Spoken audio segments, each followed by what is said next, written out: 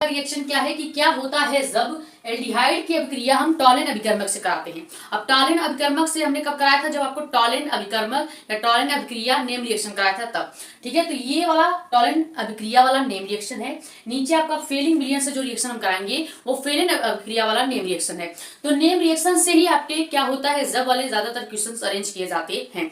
तो ये वाला क्या है, पहले 11वां देखते हैं फिर 12वां देखेंगे, क्योंकि दोनों एक जैसे सेम ही है, दोनों एक साथ एक ही स्लाइड में देखेंगे तो आप डिफरेंस कर सकते हैं कि क्या अंतर है दोनों में। ठीक है, तो एल्डिहाइड की क्रिया या अभिक्रिया टॉलिन अभिकर्मक यानी Ag2O के साथ कराने पर, टॉलिन अभिकर्मक क्या होता है आपका Ag2O के साथ कराते हैं तो क्या होता है।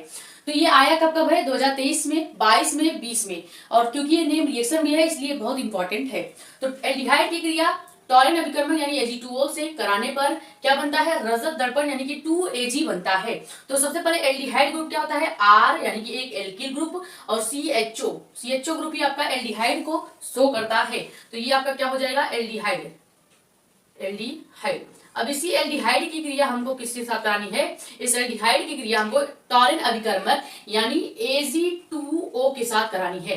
तो जब इसकी क्रिया हम Ag2O के साथ कराएंगे यानी कि टॉलिन अभिकर्मक के साथ कराएंगे, टॉलिन अभिकर्मक के साथ कराएंगे तो क्या बनेगा, रजत दर्पण बनना चाहिए। लेकिन उसके पहले यहाँ पे Ag2O का जो O है ये हम यहाँ पे CHO के पास ले आएंगे इस O को। तो क्या हो जाएगा, इधर RCOOH हो जाएगा, और लास्ट में ये जो Ag2 बचा है तो 2 आगे आ जाएगा फिर Ag हो जाएगा। ये आपका क्या हो जाएगा, रजत दर्पण जो हमको बनाना था।